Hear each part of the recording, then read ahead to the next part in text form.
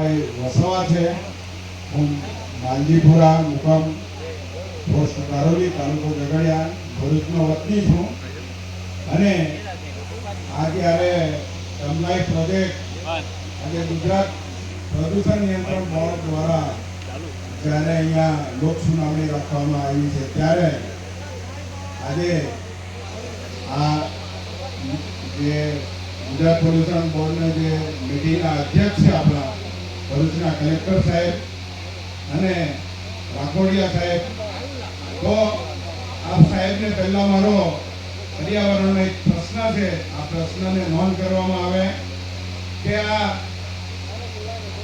Tribal વિસ્તાર છે, જો બંધારણમાં ટ્રાઇબલ વિસ્તારને વિશેષ પાવર આપવામાં આવ્યો છે ત્યારે આ વિસ્તારના જે ગામોની લોક સુનાવણી રાખવામાં આવી છે, શ્યાલી, આમોદ, ડમલાઈ, મોરણ, પડાલ, ફગવાણિયા, આમ બીજા પણ અનેક ગામો છે।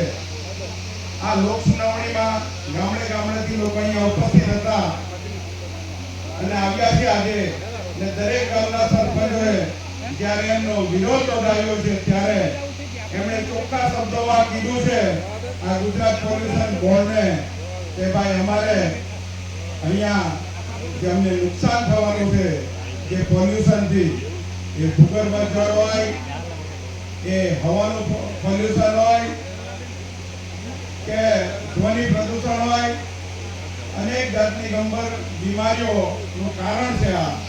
એટલા માટે અમે આજે જે આ સભાના અધ્યક્ષ છે આપણા ભરૂચના કલેક્ટર શ્રી અને રાખોડિયા સાહેબને અમારો સખતમાં સખત વિરોધ નોંધાવીએ છીએ કે આ પ્રોજેક્ટ આવવાથી અમારો જે આ સમાજ છે, આ સમાજ આ બધા સરપંચોએ આજે કીધું કે મારી 20 એકર જમીન જાય છે, કોઈએ કીધું 30 એકર જમીન જાય છે, ત્યારે હું દરેક સરપંચ અને દરેક નાગરિકને કહેવા માંગુ છું કે આજે આદિવાસી સમાજ આપણે બધા સગાજનો છીએ, આપણે એક જ કુટુંબના વંશજો છીએ। આજે તમે 100 વર્ષનો ઇતિહાસ જુઓ, 100 વર્ષમાં આજે જે કોઈ પણ અહીંયા આવ્યા હશે એ દરેક માણસ સગા સંબંધી નીકળશે। એટલા માટે હું આ કલેક્ટર સાહેબને જણાવવા માંગુ છું કે આ જે બધી ગ્રામ સભાઓના જે સરપંચો આજે વિરોધ નોંધાવ્યો છે, તમે જોયું હશે સાહેબ અહીંયા કે આ જીએમડીસીએ અહીંયા અગાઉ પ્રોજેક્ટ કર્યો છે, અહીંથી માત્ર 100 મીટરના અંતરે એ જીએમડીસી આવેલી છે। એ જીએમડીસીના લીધે અહીંયા તમે જુઓ આમોદ, માલજીપુરા, ભૂરી જે ગામો વિસ્થાપિત કરી અને એ ગામોને અહીંયા પાછા નજીકમાં વસાવવામાં આવ્યા છે, ત્યારે એમની પરિસ્થિતિ જે એટલી બધી ખરાબ કરી દેવામાં આવી છે, ત્યારે અમે આપ સાહેબને જણાવવા માંગીએ છીએ કે જો આટલી બધી વેદના તમે સાંભળી હોય તો રાખોડિયા સાહેબને અને આપ સાહેબને અમે આ પ્રજા વતી કહેવા માંગીએ છીએ કે કોઈ પણ સંજોગોમાં આ જીએમડીસીને ઈસી મળવું જોઈએ નહીં। એટલા માટે અમે આજે અહીંયા ઉપસ્થિત થયા છે। હું પણ પોતે આ શ્યાલી ગામના અમારી જે ફેમિલી છે એ ફેમિલીની અમારી જમીન પણ જાય છે આમાં, તો અમે આજે વિરોધ નોંધાવવા માટે અહીંયા ઉપસ્થિત થયા હતા। અમારા ઘણા સમાજના આગેવાનો પણ અહીંયા ઉપસ્થિત હતા। તો આ સમગ્ર જે સરપંચો છે, આજે વડવાણિયા ગામના સરપંચે આજે ટેકનિકલ જેટલા પણ પ્રશ્ન હતા, પર્યાવરણના હોય, જમીનના પ્રશ્ન હોય, લોકોને લગતા વળગતા પ્રશ્ન હોય, જે પણ પ્રશ્ન હતા એમણે ખૂબ સરસ રીતે આજે અહીંયા એમણે વાત કરી। અમને બધા આગેવાનોને એટલું સરસ લાગ્યું કે જો આવી જ આ પ્રજા આપણી બધી જો પ્રશ્ન પૂછતી થઈ જશે, છોટુભાઈ વસાવા જેવી બનતી થઈ જશે તો અમને ઘણો આનંદ થશે। ત્યારે અમારા વડીલે આજે બંધારણ શું છે, આજે જે કાયદો લોકો જાણે છે, આજે 244 ની વાત કરે છે, અનુસૂચિ 5 ની વાત કરે છે, અનુચ્છેદની વાત કરે છે, આપ સર્વને એટલો અમને આનંદ થાય છે કે આજે તમે લોકો જે શીખી ગયા છો અને આજે વિરોધ નોંધાવો છો, તો આજે અમને ખૂબ એક લાગણી અનુભવી છે, કેમ કે અમને ખબર છે કે તમે લોકો પણ અમારા એક જ લોહી છો, એક જ સગાજનો છો। પણ હું સાહેબને એક પ્રશ્ન બીજો કહેવા માંગતો હતો કે અહીંયા જે જંગલોની વાત થઈ તો આપ સાહેબને જણાવવા માંગુ આ પર્યાવરણને લગતો પ્રશ્ન છે એટલા માટે કહેવા માંગુ છું કે આજુબાજુના ગામડાઓમાં ઘણા ઝાડો આવેલા છે, ઘણા વન્ય પ્રાણીઓ આવેલા છે, અહીંયા જંગલી જાનવરો પણ છે. જો આખા વર્લ્ડમાં અને દેશમાં જો એ મૂગા જાનવરોની પણ નોંધ લેવામાં આવતી હોય તો આપ સાહેબને હું જણાવું છું, આ પર્યાવરણ બોર્ડના જે અધિકારી છે એમને પણ કહેવા માંગુ છું મારો આ પ્રશ્ન નોંધવામાં આવે. અને એ પ્રાણીઓ બોલી નથી શકતા એટલા માટે અહીંયા આવી નથી શકતા એટલા માટે હું કહેવા માંગુ છું એમના વતી મારા તરફથી તમે લાગણી લખી લો કે એમનો પણ આપણે અવાજ સાંભળવો જોઈએ. એમની ભાષા જો કોઈ જાણતું હશે એવા માણસને લાવીને અહીંયા આપણે એની ભાષા સમજવાની જરૂર છે. એ લોકો આપણને શું કહેવા માંગે છે હું માણસો વતી કહેવા માંગુ છું. અહીંયા દરેક પંચાયતના સરપંચ અને નાગરિકો ઉપસ્થિત છે ત્યારે આપ સાહેબને જણાવવા માંગીએ છીએ કે આપ સાહેબે એવું કહેવામાં આવ્યું હતું કે આ સરકારી પ્રોગ્રામ નથી. આપ સાહેબ થકી અમે જાણવા માંગીએ છીએ કે સાહેબ આ પ્રોગ્રામને શું નામ આપશો આપ? અમે જાણવા માંગીએ છીએ પબ્લિક હિયરિંગ છે સાહેબ, પણ આ સરકારી પ્રોગ્રામ નથી એવું અમે કેવી રીતે માનીએ? આપ સાહેબ કલેક્ટર છો, અહીંયા પોલીસનો પણ સ્ટાફ છે, આજે જીએમડીસી સ્ટાફ છે, આ તમામ સ્ટાફ ગુજરાત સરકારનો છે સાહેબ. એટલા માટે અમારે જાણવું છે કે આપ સાહેબે કીધું હતું કે સરકારી પ્રોગ્રામ નથી તો આ પ્રોગ્રામનું નામ અમે શું સમજીએ સાહેબ? અમારે જાણવું હતું.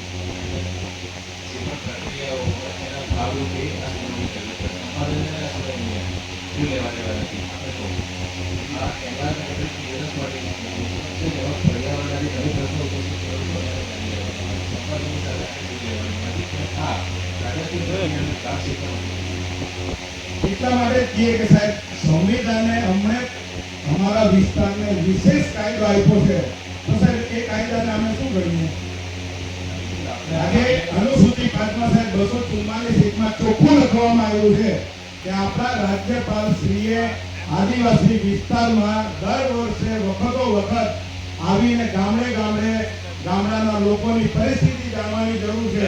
પણ અમે આજે હું પોતે 45 થી 47 વર્ષનો થયો પણ આજ દિન સુધી મેં કોઈ ગામમાં રાજ્યપાલ શ્રીને જોયા નથી. તો અમારા માટે લોકો શું રિપોર્ટ આપતા હશે સાહેબ? એ પણ પોઈન્ટ નોંધ કરવામાં આવે ને આપણા રાજ્યપાલ શ્રી મોહમ્મદને પૂછવામાં આવે કે તમે આ જે ટ્રાઇબલ વિસ્તાર છે એમાં કેમ દોરો નથી કરતા? એટલા માટે સાહેબ અમારે પૂછવું પડે કે આ અમારો ટ્રાઇબલ વિસ્તાર છે, આદિવાસી વિસ્તાર છે. આ જે ગાંધીનગરમાં બેઠેલા લોકો છે, દિલ્હીમાં બેઠેલા લોકો છે, એ લોકો એવું સમજે છે કે આ ભારત દેશના આદિવાસીઓ અભણ છે. પણ અમે એ લોકોને કહેવા માંગીએ છીએ કે આ ભારત દેશના આદિવાસીઓ અભણ નથી, પણ આજે જે દુનિયા ચાલે છે, પ્રકૃતિ જે દુનિયાને ચલાવે છે, આજે મેડિકલ ક્ષેત્ર હોય કે વિજ્ઞાન ક્ષેત્ર હોય કે આજે જે કઈ ટેકનોલોજી શોધાઈ આ આદિવાસીના લીધે શોધાઈ છે. આજે પણ તમે જુઓ આટલો મોટો કોવિડ આવી ગયો તોય છતાં બી આદિવાસીઓ ઝઝૂમીને આજે સ્વસ્થ થઈ ગયા સાહેબ. આજે સિટીમાં જુઓ લોકો આમને આમ તડકી હોસ્પિટલોમાં મરી ગયા. એનું શું કારણ? કે ત્યાં લોકોને બંધી કરી દેવામાં આવ્યા. ગામડાના લોકો સ્વતંત્ર હતા. આજે આ પર્યાવરણનો મુદ્દો છે એટલા માટે હું તમને યાદ કરાવું છું સાહેબ. જો આ ઝાડ, આ પાણી, જો આ પશુ પંખીઓ નહીં હોય તો આ સૃષ્ટિ અવશ્ય નાશ પામશે. આ તમે પોઈન્ટ નોંધ કરી રાખો. હું એવું નથી મારું સારું લગાવવા માટે નથી બોલતો, પણ સમગ્ર અહીંયા જે પણ ગામના આગેવાનો છે, ગામના સરપંચો છે, મને જે કોઈ સાંભળતું હશે, મીડિયાના માધ્યમથી સાંભળતું હશે કે આપ સાહેબના માધ્યમથી કોઈ પણ જગ્યાએ મને જોશે તો હું એમને આ પ્રશ્ન કરીશ ને મારી ચોક્કસ એમને લાગશે કે દિલીપભાઈ કોઈ આ પ્રશ્ન કર્યો હતો. તો સાહેબ આપ સાહેબના પર્યાવરણનો પ્રશ્ન હતો એટલા માટે તમને કીધું. બધા વક્તાઓએ કીધું, ભૂગર્ભ જળની પણ વાત કરી દીધી, નદીમાં વહેતા પાણીની પણ વાત કરી દીધી, હવાના પોલ્યુશનની પણ વાત કરી દીધી, ધ્વનિની પોલ્યુશનની પણ વાત કરી દીધી. તો આપ સાહેબને દરેક પોઈન્ટ નોંધી ને આ જે જીએમડીસી છે, આ જીએમડીસી આખા ગુજરાત પર જે રીતના કહેર વરસાવ્યો છે તો હું કેમ આવી જીએમડીસીને કદી બી ડીસીનું સર્ટિફિકેટ મળવું નહીં જોઈએ. ચોખ્ખી ભાષામાં કહેવા માંગુ, ગુજરાત પ્રદૂષણ નિયંત્રણ બોર્ડ કોઈ પણ સંજોગોમાં આ સર્ટિફિકેટ મળવાની જરૂર નથી. બીજું, આ જનતાને હું જણાવવા માંગુ છું કે તમે જે લોકો પર વિશ્વાસ રાખ્યો હતો, તાલુકાના પ્રમુખો હોય કે આ સમાજના પ્રમુખો હોય, અહીંના ધારાસભ્યો હોય, સાંસદો હોય, કોઈ પણ હોય, આ પ્રજાની જો ચોક્કસ લાગણી હોય તો આ પ્રોગ્રામમાં એમને આવવાની જરૂર હતી. એ લોકોએ આ દેવાનગીથી જાન લઈને આવવાની હતી, એ ગામમાં આવવાની જરૂર નથી. એ લોકો મશીનરી લઈને આવવાના છે તમારા મોતનો કૂવો ખોદવા માટે. એટલા માટે હું આ ગુજરાત પોલ્યુશન બોર્ડને મારો વિરોધ નોંધાવું છું. કેમ કે આ જેટલા માણસોની જમીન જવાની છે, આજે અહીંયા ઘણા બિન આદિવાસીની બી જમીન છે, પણ દેશ આઝાદ થયા પહેલા એ જમીન પણ આદિવાસીઓની જ હતી. પણ જે દેશમાં કાયદાઓ જે રીતના બની રહ્યા છે, ધીરે ધીરે આદિવાસીઓની જમીન આદિવાસીઓથી ખસી રહી છે, ત્યારે અમને ચિંતા થાય છે. એટલે અમે અમારા સમાજને કહેવા માંગીએ છીએ કે જાગી જાઓ આદિવાસીઓ, ઉઠો, સંઘર્ષ કરો. બાબા સાહેબે આપણને સૂત્ર આપેલું, શિક્ષિત બનો, સંગઠિત બનો. એટલે આપણે બધાએ શિક્ષિત પણ બનવાની જરૂર છે, સંગઠિત પણ બનવાની જરૂર છે. આ રાજકીય ભાષણ નથી, પણ આજે ગુજરાત પોલ્યુશન નિયંત્રણ બોર્ડ દ્વારા જ્યારે આજે આ મીટિંગ રાખવામાં આવી છે, ત્યારે સાહેબ મેં એક પ્રશ્ન કર્યો છે કે આ વિસ્તાર અનુસૂચિ 5માં આવે છે અને શેડ્યુલ અનુચ્છેદ 244(1) એનું પ્રાવધાન છે. સાહેબ તમે જોઈ લેજો જાતે. મેં તમને અમારા ગામ જે ધારોલી ગામ છે એ રૂઢી પ્રથા ગામનું દરેક ગામના તમને સર્વે પણ મોકલી આપેલા છે, ઘરે ઘરેના, કે અમારા ગામમાં કેટલા સરકારી માણસોને નોકરી છે, કેટલા પ્રાઇવેટ નોકરીવાળા છે, કેટલા ખેત મજૂરી કરતા છે ને કેટલા ઘરકામ કરતા છે.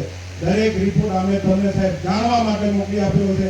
ને મેં સાથે સાથે આ આપણી જે માન્ય સુપ્રીમ કોર્ટ છે એ સુપ્રીમ કોર્ટના 5 પણ જજમેન્ટ તમને સાથે મોકલેલા છે મેં, કે જેથી આપ સાહેબ પણ વાંચી શકો અને આખા દેશમાં પણ લોકોને ખ્યાલ આવે કે આપણા માટે માન્ય સુપ્રીમ કોર્ટે પણ જો આવા જજમેન્ટ આપ્યા હોય, આ સંવિધાને આપણા માટે અનુસૂચિત 5 એરિયા બનાવ્યો જ છે, આજે આ એરિયા રિઝર્વ છે, ત્યારે સાહેબ મારે તમને નમ્ર વિનંતી છે, હવે પછી કોઈ પણ પ્રોગ્રામ રાખવામાં આવે તો હું એવું કહેવા માંગુ સાહેબ કે રૂઢી પ્રથા જે ગામમાં તમે આ પ્રોગ્રામ કરવા માંગો છો એ ગામના લોકોનું અવશ્ય સર્ટી લેજો, એ લોકો સહમત છે કે નથી, પછી તમે આવા કોઈ પ્રોગ્રામ કરજો.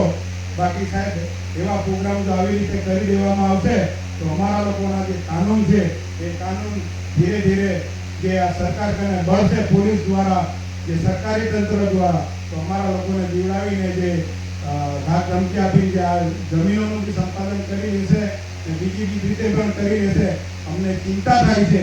એટલા માટે અમે આ ગુજરાત પોલ્યુશન નિયંત્રણ બોર્ડની જ્યારે આજે મીટિંગ છે ત્યારે એમાં અમે વિરોધ નોંધાવવા માટે આવ્યા છે.